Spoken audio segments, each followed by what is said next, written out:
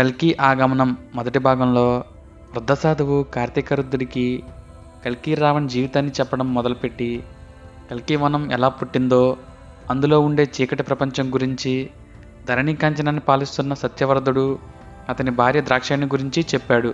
ద్రాక్షాయణి ఎలా పుట్టిందో తన జన్మరహస్యాన్ని చెప్తూ ఆ కారడవిలో ఓం ఓం అని ధ్యానం చేసుకుంటూ కూర్చొని అక్కడ కనిపించిన ఒక మహానుభావుడి యొక్క రూపాన్ని పరిచయం చేశాడు. ఆ సాధువు చెప్తున్న కథ వింటున్న కార్తీకరుద్రుడు, ఏంటి పంచభూతాలను అదుపు చేయగల మహాపురుషుడా, కళరి వంశానికి చెందిన యుధిష్ఠి మహామున? తాత, నిజంగా యుధిష్ఠి మహాముని అంత గొప్పవాడా? ఆ ఇద్దరి రాక్షసుల సమస్యకు పరిష్కారం చూపిస్తాడా? వారికి పిల్లలు పుట్టేలా చేస్తాడా ఆ మహాముని? చెప్పు తాత అని చాలా ఆతృతగా అడుగుతాడు కార్తీకరుద్రుడు. అందుకు ఆ సాధువు, ఆ భగవంతుడి ఆజ్ఞ లేకుండా దేనినైనా పుట్టించే శక్తి మన మానవ జాతికి లేదు కార్తీకరుద్ర. యుధిష్ఠిముని కూడా ఒక మానవుడే. ఈ సృష్టికి విరుద్ధంగా ఏ పని చేసినా అది అధర్మమే. తన కంఠంలో ప్రాణం ఉండగా యుధిష్ఠి మహాముని అధర్మం చేయడు. ఏం జరిగిందో నువ్వే చూడు కార్తీకరుద్ర అని ఆ కథ మొదలుపెట్టాడు ఆ సాధువు. మీకు చిన్న రిక్వెస్ట్, కొంచెం ఆ సబ్స్క్రైబ్ బటన్ నొక్కి ఆ గంట ఆన్లో పెట్టుకోండి. నా నెక్స్ట్ వీడియోస్ మిస్ అవ్వకుండా ఉంటారు.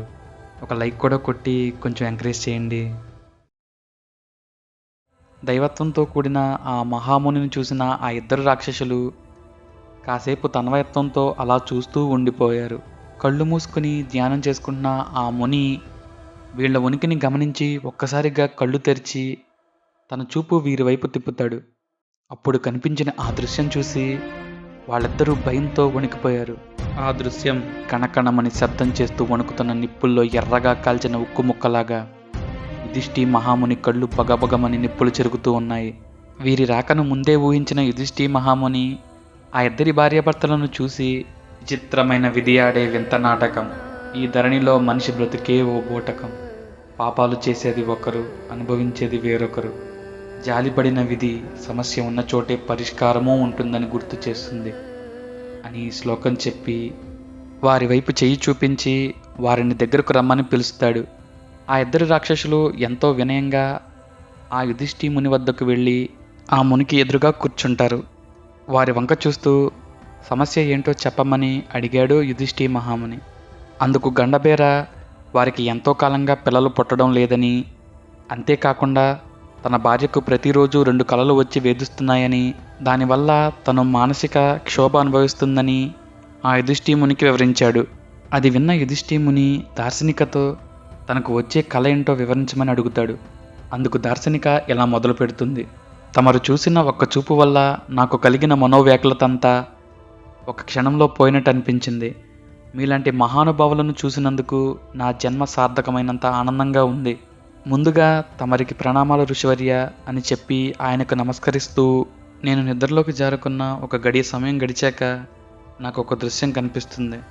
అదేంటంటే, ఒక భయంకరమైన యుద్ధభూమిలో నల్లని వస్త్రాలు ధరించి విశాలమైన ఛాతితో 1000 మందిని సైతం ఒక్క గుద్దుతో అంతం చేయగల బాహుబలంతో ఆకాశం నల్లని కారు మబ్బులతో నిండిపోయిన సమయంలో తన ఒంట్లో అణువణువు రాజేసిన నిప్పు కణాల్లా రగిలిపోతుంటే సాక్షాత్తు ఆ భగవంతుణ్ణే నేరుగా చూస్తున్నట్టు కనిపించిన ఆ మహాశక్తి భీకరమైన యుద్ధం చేస్తుంటే, ఆ మహాశక్తికి ఎదురుగా కాషాయపు వర్ణం వస్త్రాలు ధరించి ఆకాశానికి ఈ భూమికి మధ్య తేలుతూ ఒక 25 ఏళ్ల ఆజానుబాహుడు తన విల్లు యొక్క వింటినారిని లాగి లాగి వదులుతుంటే వచ్చే మెరుపుల కాంతి దృశ్యం చూసి దిగ్భ్రాంతి చెందిన ఆ జనం తన ధనస్సు నుంచి వస్తున్న ఆ మెరుపుల శబ్దం విని భయంతో దూరంగా పారిపోతున్న ఆ సైన్యం యొక్క ఆర్తనాదాల శబ్దం ఇంకా నాకు వినిపిస్తుంది. ఋషివర్య, అసలు అది యుద్ధమా లేక మరణమా? అలాంటి యుద్ధం ఈ భూమిపై మునిపెన్నడూ జరగలేదు అని చెప్తుంది దార్శనిక. అది విన్న ఆ ముని అలా చూస్తూ ఉండిపోయాడు. తర్వాత కొంతసేపటికి, మరి ఆ రెండో కళ ఏంటి అని అడుగుతాడు మహాముని. ఆ మాట అడగగానే దార్శనిక కాసేపు నిశ్శబ్దం తరువాత కారుతున్న కన్నీటితో యుధిష్ఠిముని వైపు చూసి, ఏమని చెప్పని ఋషివర్య, నెత్తురు కక్కుతున్న యుద్ధభూమిలో తాను నుంచున్న చోటే నిలువున తన రక్తంతో తడిసి తెల్లని వస్త్రాలు కూడా ఎర్రగా మారిపోయిన ఆ మహానుభావుడి చక్కని రూపం, ఆ విధి కంట్లో సహితం కన్నీరు వచ్చేలా చేసిన అతని త్యాగం, అది చూసి వెక్కి వెక్కి ఏడుస్తున్న అతని సోదరుడు అతని కన్నీరు చూసిన నాకు ఒక్కసారిగా మెలకు వచ్చేలా చేసింది. నా మనసు కంపించేలా ఉన్న ఈ 2 కలలు ప్రతిరోజు నాకు నిద్ర లేకుండా చేస్తున్నాయి. ఎవరు ఋషివర్య ఆ వీరులు? వాళ్ళు నా కలలోకి ఎందుకు వస్తున్నారు? ఒకరిదేమో గుండెల నిండా ధైర్యం నింపే యుద్ధం, మరొకరిదేమో గుండెలను పిండేసేలా చేసిన యుద్ధం. ప్రతిరోజు వాళ్ళు నా కలలోకి ఎందుకు వస్తున్నారు ఋషివర్య? చెప్పండి అని అడిగింది దార్శనిక. అప్పుడు యుధిష్ఠిముని దార్శనిక అడిగిన ప్రశ్నలకు ఒక్కసారి తన కళ్ళు మూసుకుని తన తపోశక్తితో నిమిషాలు దాటి, గడియలు దాటి, రోజులు దాటి కాలంలో ముందుకు ప్రయాణం చేసి చూసిన ఆ దృశ్యాలు అంత గొప్ప మునిని సైతం ఉలిక్కి పడేలా చేశాయి. హఠాత్తుగా ఆ ముని కళ్ళు తెరిచి, ఇది ఒక కల కాదు, ఒక కథ కాదు, ఇది ఒక అధ్యయనానికి పునాది.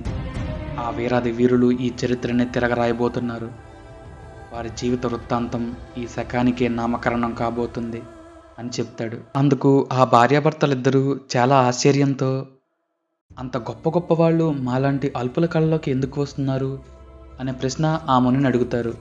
అందుకు ఆ మహాముని, అది తెలుసుకోవాలంటే మీ పూర్వీకులు వేసిన శక్తివంతమైన ఆ బంధనం గురించి ఒక రహస్యాన్ని చెప్పాలి అంటాడు. వెంటనే గండబేర, ఏంటి శక్తివంతమైన బంధనమా? అది మా పూర్వీకులు వేశారా? అసలు ఆ బంధనం అంటే ఏంటి మహర్షివర్య అని అడుగుతాడు. అప్పుడు యుధిష్ఠిముని ఇలా చెప్తాడు. ఈ గాఢాంధకారాన్ని దుస్తులుగా ధరించి గాలినే ఆహారంగా తీసుకుంటూ 1000 సంవత్సరాలుగా నేను చేస్తున్న ఈ తపస్సుకు ఫలితం నా మనోజ్ఞానం. నా మనోజ్ఞానాన్ని, నా దూరదృష్టిని ఉపయోగించి నేను ఈ విశాల విశ్వంలో జరిగే కొన్ని విషయాలు తెలుసుకున్నాను. అదేంటంటే, మన భూమి ఆవిర్భవించక ముందు ఈ సూర్యుని చుట్టూ 2 పెద్ద గ్రహాలు తిరుగుతూ ఉండేవి. అలా కొన్ని కోట్ల సంవత్సరాల తర్వాత ఆ 2 గ్రహాలు ఒకదానికొకటి ఢీకొని తీవ్ర విస్ఫోటనం చెంది మన భూమితో పాటు మిగిలిన 9 గ్రహాలు ఏర్పడ్డాయి. కానీ ఆ 9 గ్రహాలతో పాటు ఒక భయంకరమైన శక్తి కూడా ఆవిర్భవించింది. దాని పేరే కాలదర్పణి. అది ఒక చీకటి శక్తి. అది ఒక భయంకరమైన శక్తి. దానికి రూపం లేదు. దాని శక్తి ముందు ఎంత గొప్ప వీరుడైనా అధపాతాళానికి తొక్కబడతాడు. అలాంటి ఆ శక్తిని అంతం చేయలేక కృతయుగంలో 5000 మంది గొప్ప గొప్ప మునులు, 5000 మంది రాక్షసులు కలిసి ఘోర తపస్సు చేసి మన భూమిపై ఇంతవరకు ఎవరికీ తెలియని ఒక గొప్ప బంధనాన్ని సృష్టించి ఆ చీకటి శక్తిని ఈ కల్కి వనంలోనే ఎక్కడో బంధించి ఉంచారు. అలా ఆ చీకటి శక్తి దాని ఉనికిని చాటి చెప్పడానికి ఒక రూపం కోసం ఎదురు చూస్తూ ఉంది. ఆ చీకటి శక్తి ఈ మానవ జాతిపై తన ఆధిపత్యాన్ని చూపించడానికి ఎన్నో తరాలుగా అక్కడే మన ఊపిరి శబ్దం కూడా మనకు వినిపించేంత నిశ్శబ్దంలో నిగూఢ గుప్తమై ఉంది. ఏళ్ల తరబడి ఆ చీకటి శక్తి ఆ కల్కి వనం నుంచి బయటకు రాకుండా ఉండడానికి దాని చుట్టూ వేయబడిన ఆ శక్తివంతమైన బంధనం పేరు పద్మపీఠ బంధనం.